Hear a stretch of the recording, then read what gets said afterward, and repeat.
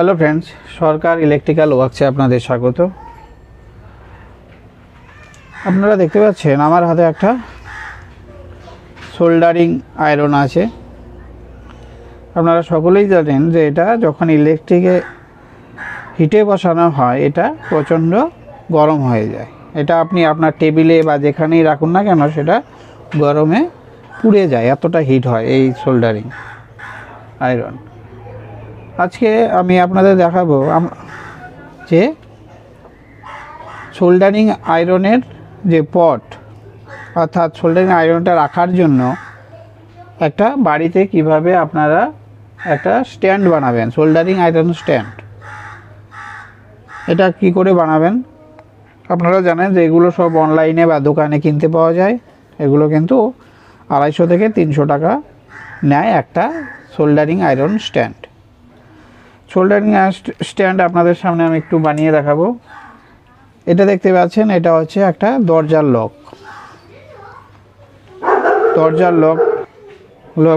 লকটা লাগবে, আর একটা পাইপ, আর কি লাগবে, আর একটা তার।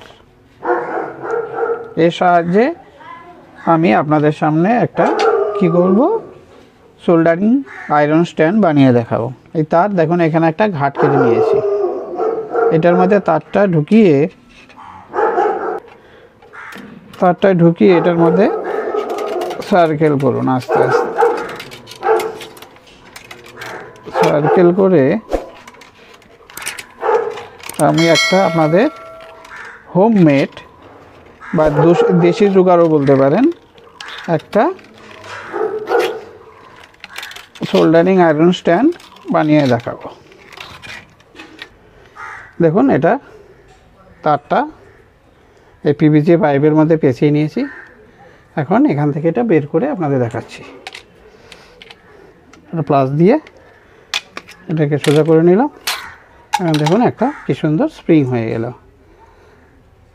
এটার সাহায্যে আমি কি বানাবো, সোল্ডারিং আয়রন রাখার স্ট্যান্ড।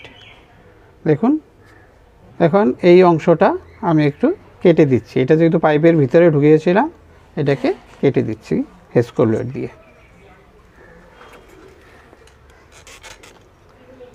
ফ্রেন্ডস দেখুন, এই মাথাটা কেটে নিয়েছি। এখন এই অংশটা একটু ভাঁজ করব। ভাঁজ করে এই যে পটটা আছে এটাকে আমরা স্ট্যান্ডের বেসটা বানাবো।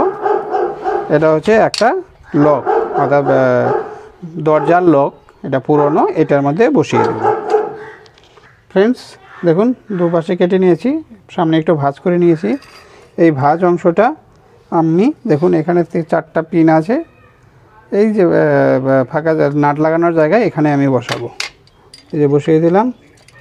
বসানোর পর দুটো পাত দিয়ে দিলাম, কারণ আমার একটু ওয়াশারটা কম আছে। পাত দিয়ে দিলাম এখানে, একটাই দিয়ে দিচ্ছি। একটা পাত দিয়ে দিচ্ছি এখানে। তারপর কি দেব, এই তালার মধ্যে কয়েকটা পাতলা লোহার যে টিনের মতো এটা ছিল, এটা ওখানে বসিয়ে দেব সুন্দর করে। বসিয়ে দিলাম। বসানোর পর এখানে একটু স্ক্রু ড্রাইভার দিয়ে পেস্ট করে দেবো যেন বসে যায়। হ্যাঁ, পেস্ট করে দিলাম। এটাকে এখানে বসিয়ে দিলাম। তারপর আরেকটা দিয়ে দিলাম, আরেকটাও একই রকমভাবে এখানে বসিয়ে দিলাম। দুটো পাত আমার বসে গেল। তারপর আরেকটা পাত দিব। 4টা পাত আছে এখানে, 4টা পাতকে বসিয়ে দেব। এই 3টা হলো। এই আরেকটা পাত আছে দেখতে পাচ্ছেন, এটাকে এখানে বসিয়ে দেব। এটাকে পাতগুলোকে বসিয়ে দিলাম। বসিয়ে দিয়ে এখন একটা নাট নিয়েছি, দেখতে পাচ্ছেন ছোট একটা স্ক্রু, এবং এর মধ্যে কি আছে, এর মধ্যে কতগুলো ওয়াশার আছে, কারণ একটু বড় হয়ে যায়, তার ফলে ওয়াশার দিয়ে সেটাকে লাগিয়ে নিয়েছি যেন ঠিকঠাক টাইটটা হয়। এরপর স্ক্রুড্রাইভার দিয়ে এটাকে কী করব, লাগিয়ে দেব, টাইট করে দিই যেন। এখন একটু সোজা করে দিই, আর সামনে স্প্রিংটা বাঁকা হয়ে আছে, এটাকে একটু দেখুন স্প্রিংটা কি সুন্দর বসে আছে। দেখুন, এটা যদি বাজার থেকে কিনতে যান অন্তত 300-400 টাকা নেবে। এটা আমি হোমমেড বানালাম, আপনাদের সামনেই দেখলেন।